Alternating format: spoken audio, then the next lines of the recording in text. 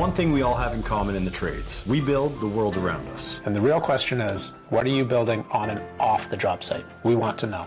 Because this life is more than just the work. It's your health, your family, and your mindset. This isn't just about tools and job sites. It's about building better homes, better businesses, better lives. From contractors and entrepreneurs to leaders shaping the future of the trades. No fluff, no shortcuts, just real conversations. This is the trade life. Should we do it at the same time? This is the Trade Life. One more time. This is the Trade Life Podcast. There it is. Hey everyone, Mike Holmes Jr. here. Welcome back to Trade Life. Today's episode is a little bit different. We actually recorded this one out in the field, straight from Johnny's job site. Now, because we're on location, this episode has a different format than what we're used to. There's a lot of visual stuff we're referencing throughout the conversation, things you're going to want to see to fully appreciate. So if you're listening on audio right now, I highly recommend jumping over to YouTube and watching the full video version. The link is in the description. Trust me, it's worth it. All right, Johnny Hourihan. This guy is the real deal. He's a contractor building multi-million-dollar houses in Boston and the surrounding area. When I think of a real craftsman, I think of Johnny. He walks the walk and talks the talk, and it's the immense quality of work he does that drew him to us in the first place. If you haven't already, hit follow, hit subscribe, leave us a review. It genuinely helps more people in the trades find this show. And that's the whole point. All the links are in the description. All right, let's get into it. Here's Johnny. Compartmentalize? That's the word I'm looking for. Yeah, look, together we'll figure this out. Yeah. Finish words together. Yeah. It's like a trust fall. Yeah. So this room is part of the servants' quarters for the date of the house. Okay. So this was the kitchen. That's why the rooms are really small. Dining room. It makes sense of the tiny ass little stairway back there. And the rooms above and below, you'll get it all. It all makes sense. And plus, they hired somebody to kind of do a forensics on the property and found like old images from yard sales that they found, like paintings. So I have those downstairs. So like when it came to like gutter downspouts and all that stuff that's been corrupted with aluminum, how did we figure out what it was? We went back in time through the photos and then reproduced it. So this whole house is done that way. Wow. So this is tougher design because you have that old concrete wall that was there. That's why you have a steel girder that runs horizontally and comes down to support it. That's why, proportions are wrong in here.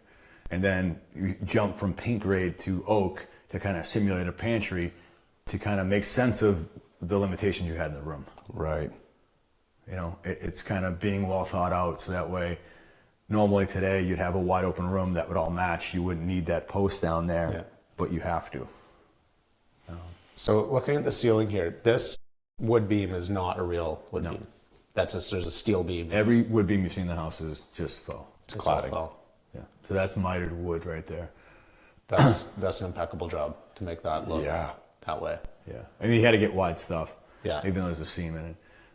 But yeah, and then these are solid beams that we cut down. So we did mock-ups for the client just to see what was going to work. Different lighting. We actually had the original lighting bought, and we put it up and took it down. And yeah. So these guys here, how are these fastened? I think they're glued and then there's trim screws put in. Okay. Yeah.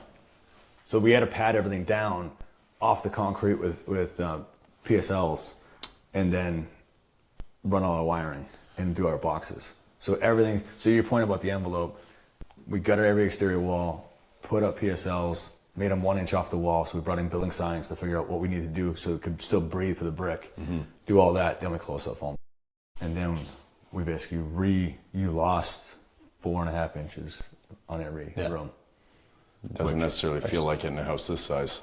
I think it's worth it for the comfort too. 100%. Yeah, well, because to your point, it's like those old homes. Like I love an old century home, but it just doesn't perform well. So in order to achieve that, you have to, that's the sacrifice that you have to make. Utility bills and drafts, so your wife's always wearing a blanket or a sweater. It's just, Slippers. Everyone's upstairs most of the time because it's warmer. Yeah.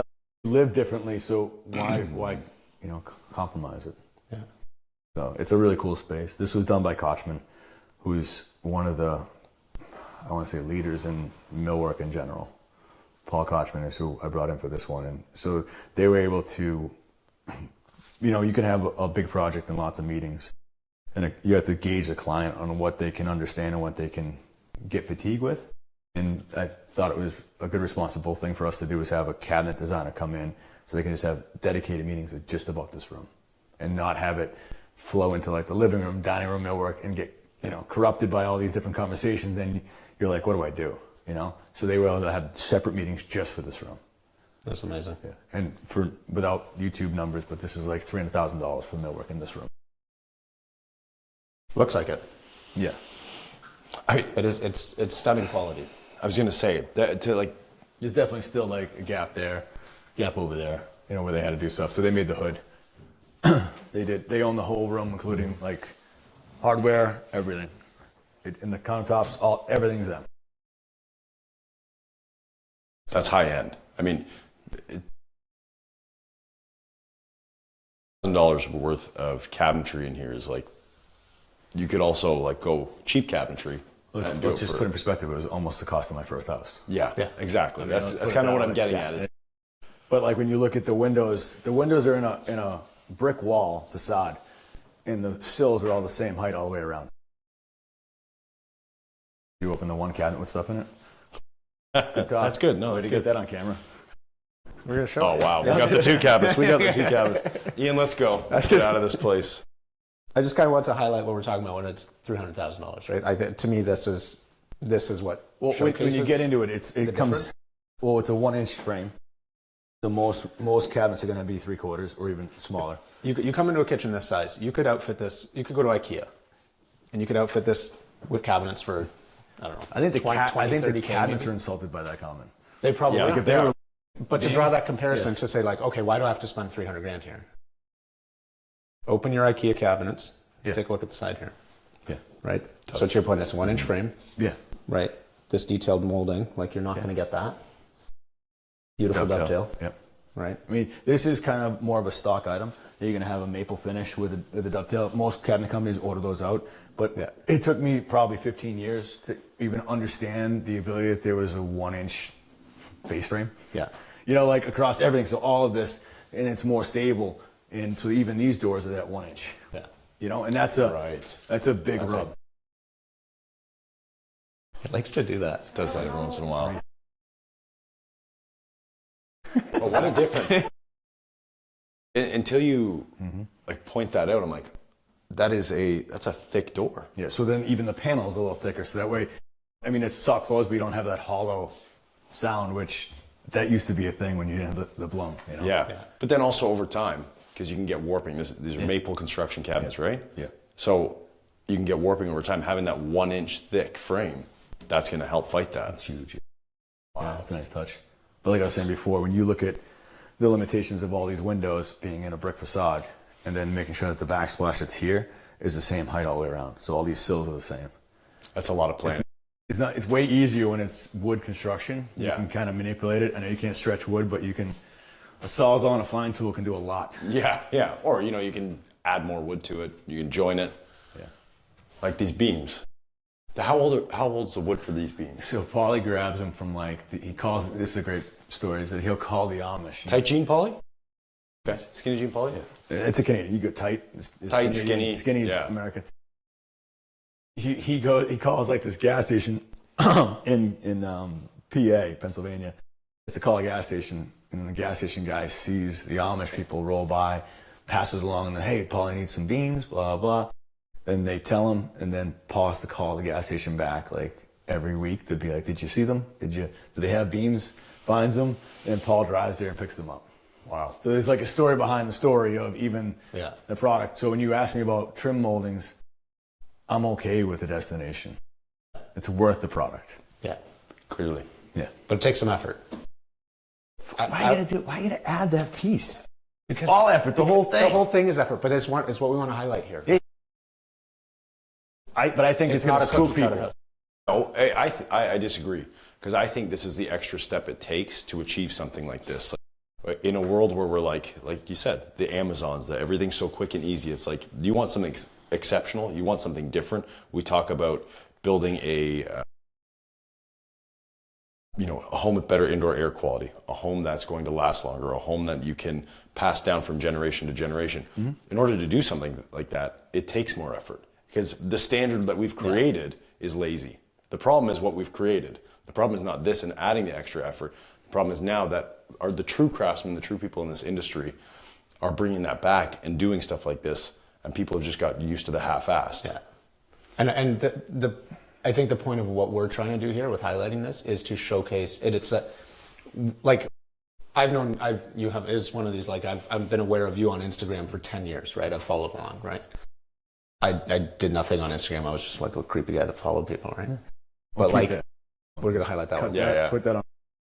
But within that realm, there's this like deep group of people that are highly aware of all this stuff, right? And they support craftsmanship and they push it. And like, so talking amongst us, it's like nothing new. It's just normal. Mm-hmm. But what we really want to highlight is bring this to people that have no fucking exposure to any of that, right? And really showcase, and like, so I'm sure you get it here.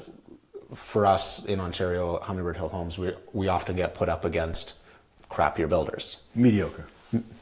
Crappier. Okay. Mediocre. They can build a house, but there's this extra level of detail. And when you start talking construction budgets, cost per square foot, and for us, like we in a previous video we sort of talked about it. $800 a square foot is kind of like your entry level to a good custom home. Mm-hmm. There's guys out there saying they build a custom home for $500-600. I used to do it before.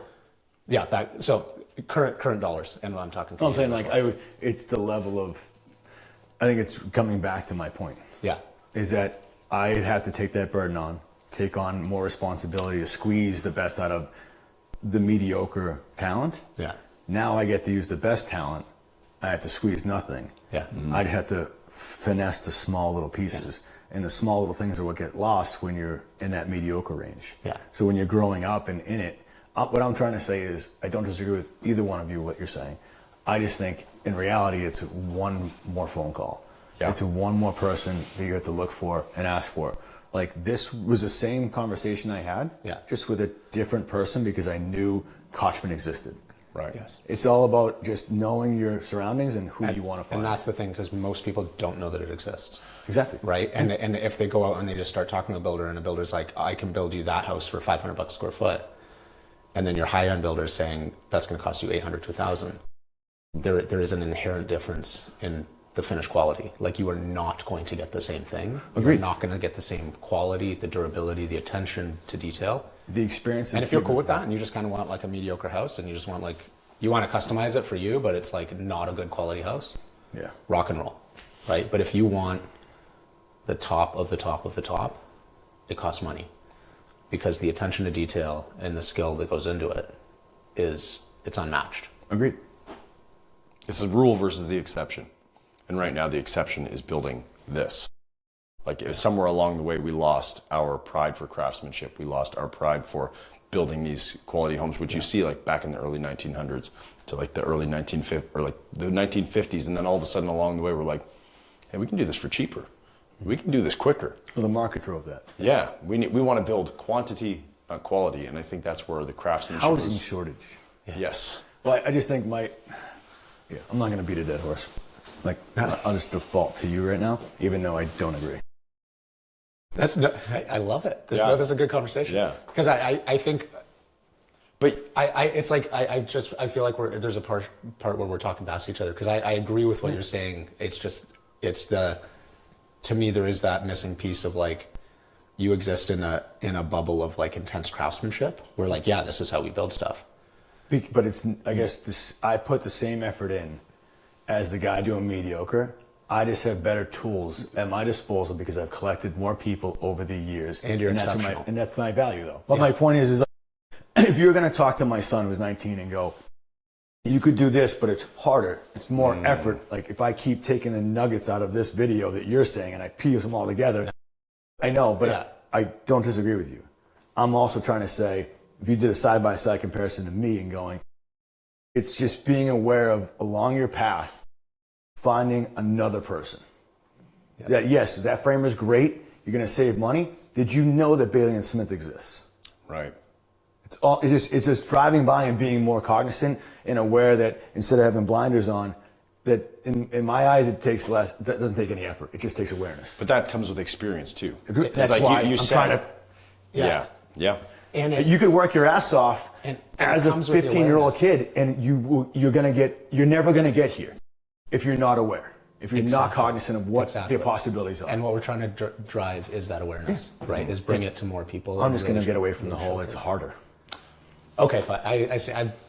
Finally. I see the bridge. We're there. I see the bridge. We found it. Yeah. Wait, hold up. I want to. Is this a floating panel in here? Yes. That's why there's a gap right there. Yeah. Yeah. So So you're going to see that line right there that's cracking. But this, I think, is also one of the differentiators here, where like this isn't just a hunk of MDF that they've No. Yeah. they've run through a shaper, No. and, right? So that this is a floating panel, Yep. right? These are all going to be joined together or mitered or whatever, but that's going to be inset there, Yep. and that allows for movement, Correct. right? Yep. So when we were talking earlier about like sort of the thickness of it, things move, everything moves, right? Natural materials.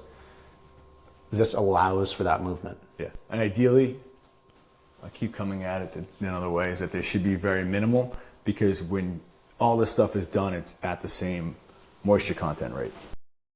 So like the frame, the flooring, the trim, everything gets milled at the same moisture content. So yes, that is floating, but you're not going to see the cracking in it because everything's stable.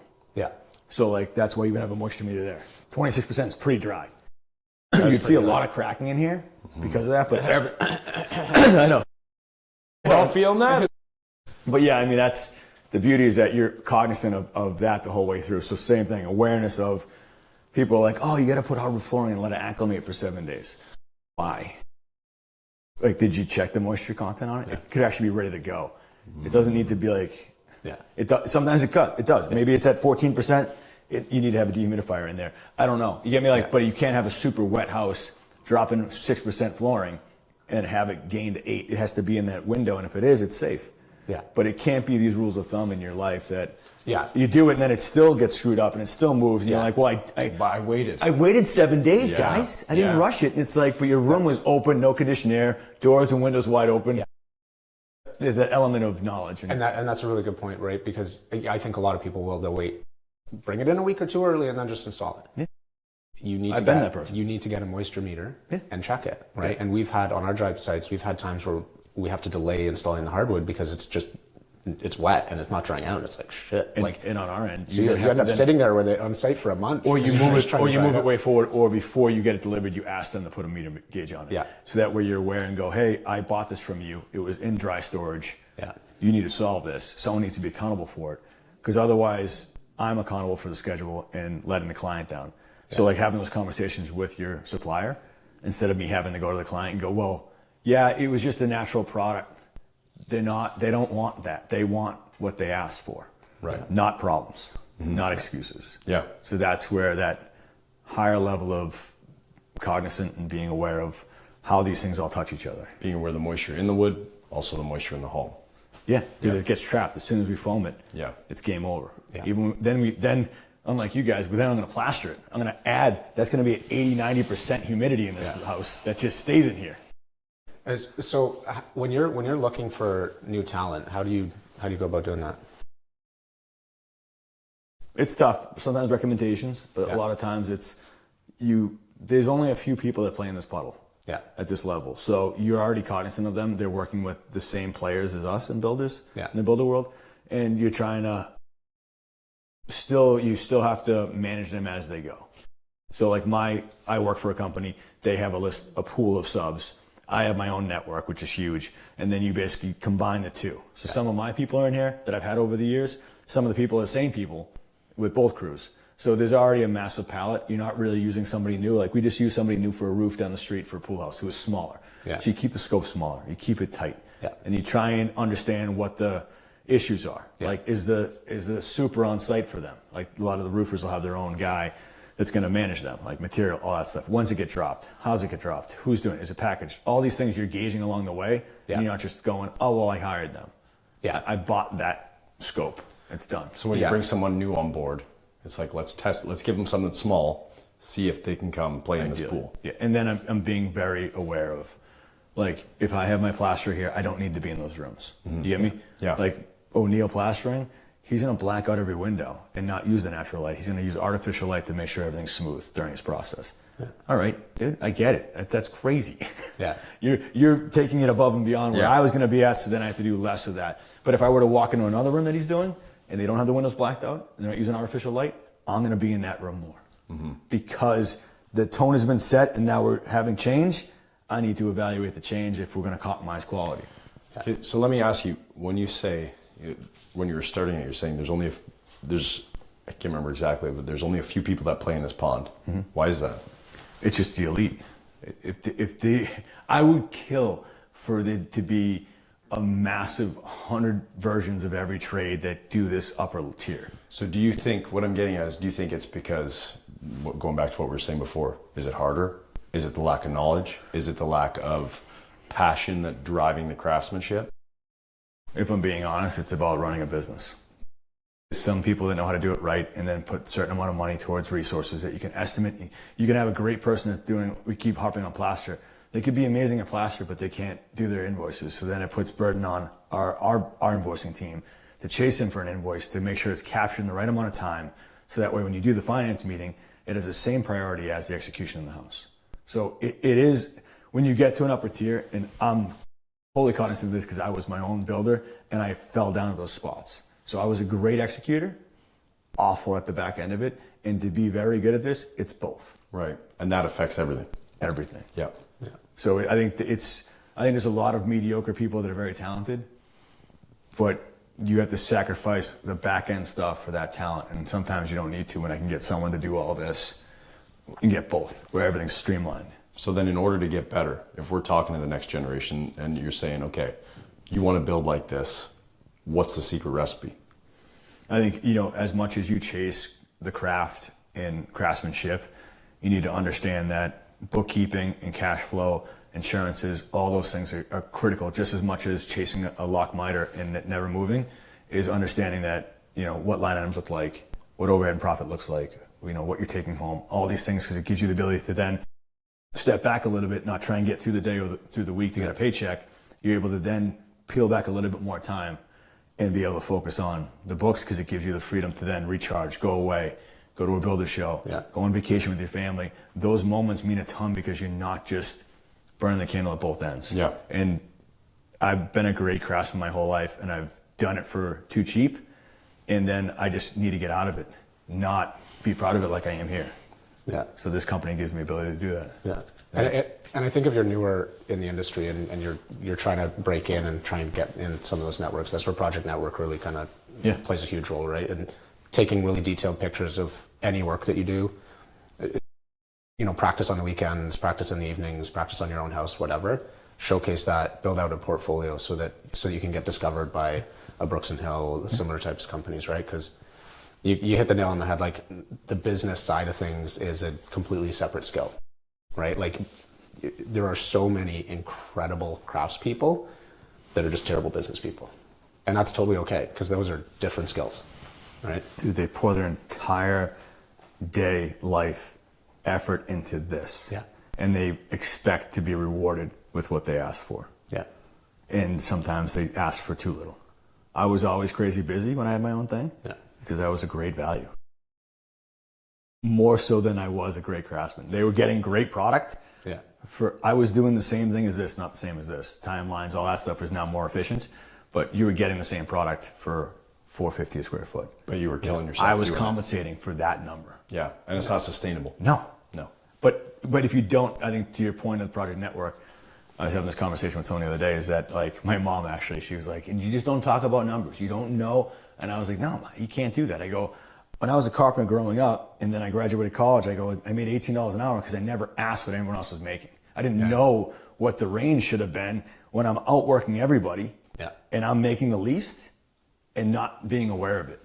So I think what happens there is you're able to create a community, have a network, and be able to have those discussions and know your value based on people that are equal or better or worse than you because of what they're making. And that would have helped me understand my value throughout my 30-year career. Right. Yeah. And then being able, so touching back on that sort of craftsman or craftswoman, I want to highlight that too. Craftspeople versus business owners. We're so progressive. Can't it just be like an actor? An actor. They got rid of actresses. Everyone's just an actor. I'm okay with it. Craftsman, whatever. I think craftsman. I was always a better business person. Leave us a comment if you want to chime in here. Yeah. If you disagree, let us know. And I'm sure you will. I was always a better business person than I was. I'm so jealous of you.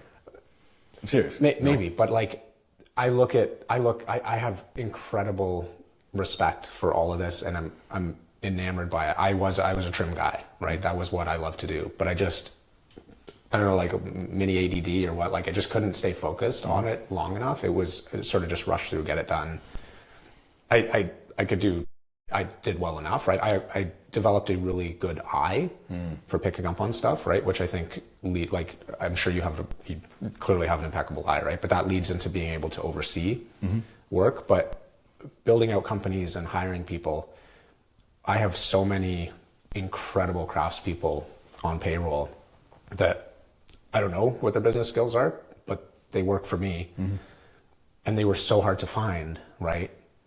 Before we built Projekt Network, and now you can start to actively search for really quality, skilled talent that would otherwise be hidden, right? Because you can get lost, right? Like, unless you're in, and we kind of touched on it earlier when we were debating around like networks and I can't even remember. We're going to rewatch the thing.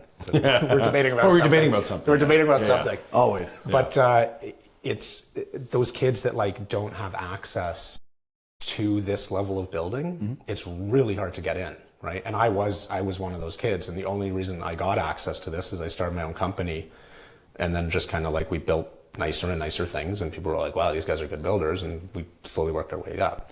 But had I stayed like a trim guy, I don't know that I ever would have got a shot, right? Yeah, I think I talk to a lot of kids now, like let's say 2 years out of college, had 2 years experience. I get that DM once a week, and they're like, what do I do? How do I get in? I got one yesterday. Kid's in the vineyard, and he's like, I've asked 40 people. So you have this kid who has small experience, tons of drive. The opposite is someone with tons of experience and no drive. We all find those people all the time. So now he's like he needs someone to kick him into this, vouch for him in this space. And it's really hard for me to see that the usual path is low-hanging fruit. It's whoever's available to you. It's in your little bubble, and you jump in that pond and you play in it, and then you don't even realize there's an ocean. It's like living in Nebraska. You're like, well, this is great. And then you're like, oh my goodness, this is you know. And I'm sure Nebraska's a great place. It is. It's fantastic. North Dakota's right above it. What I've been saying to people is you have to go after the high end. Is educate yourself on the market and find the tip top end, because they're going to afford to be able to train you and have you shadow. If you work for this other person, you're going to do grunt work and everything else. Don't get me wrong. I think that's crucial to understand the level of what hard work is and have that understanding of it, and then take that cadence up to the other level. Having someone and learning those values, like I wish if I were to go back in time, that I wish I went after the tip top market, but I didn't want to talk to them because I wasn't. What was it going to bring besides effort? Imposter syndrome. You're like, I'm not good enough to be here. But I should have done that, because I would have been able to, instead of finishing 5-6 years in at $18 an hour, I may have made 30 because I was with the right company. It's like millwork. These go work for Kochman. Go work in their shop. Do 2 years with them there. Then go to South Shore Millwork. South Shore Millwork has like 10 football fields of a shop. These exist. They didn't exist 20 years ago. And Projekt Network didn't exist, right? So this is where, like, had you been on there and you curated your portfolio, and this is for, like, maybe you don't know your worth, maybe you're a shy kid, you're 100%. Unsure.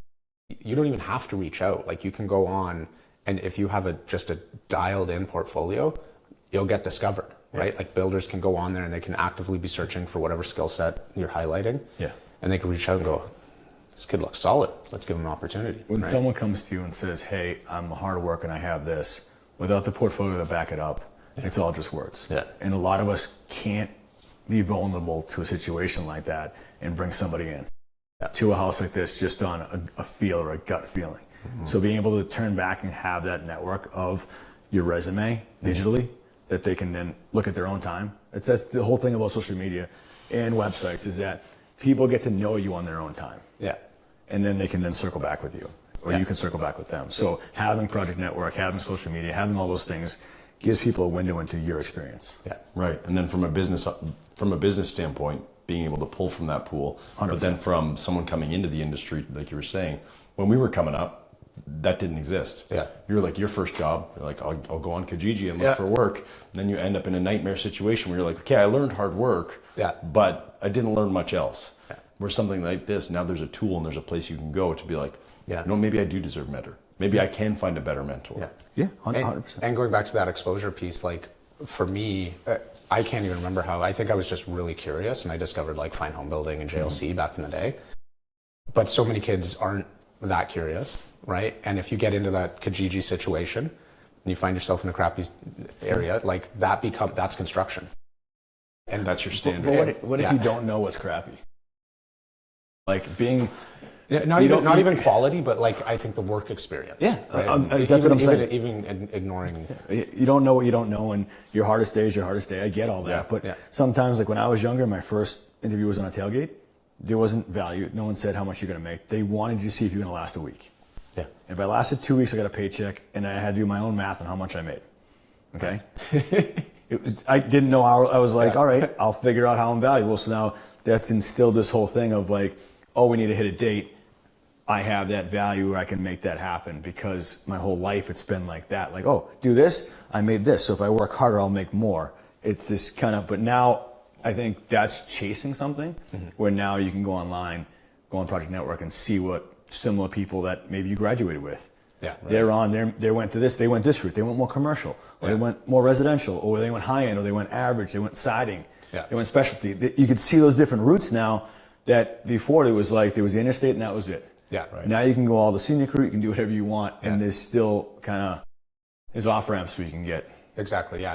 And you can start to see the networks in the web and like, like you can start discovering new tradespeople, maybe you're a carpenter and you're like, I'd love to work for a really high-end mill workshop. Maybe, I'd love to work for like a manufacturing place. Like I'd love to just make, maybe you don't know. You talk about custom knives, maybe you don't know, right? But to get all those different experiences. Maybe try them all. Exactly. Try millwork with social. I've talked to a kid who's like, I want to be in woodworking. So I'm like, go here, look at, do social millwork that does millwork itself. So you're in a shop, or then go to the install team, or then go to Bailey and Smith who does framing. Like go do that. There's 4 or 5 years of your life, your career, tied up right then and there. But then you're going to have all aspects of why framing is important for the finish, blah, blah, and then you can find yourself into more of a management role if you want to do that. Yeah, and you can find out what your different personality is sort of geared towards. I think carpentry is a great example of that because there are so many different pathways that are like, they should be different trades. Like we should have different words for them. You go to school, we talk about that all the time. It's like, oh, I'm a carpenter and I do concrete forming. I do scaffolding. I do woodworking. It's like it's such a broad stroke to be like, I'm a carpenter. Should we keep walking the house? Yeah. Let's turn it into a podcast episode here. I know. Yeah.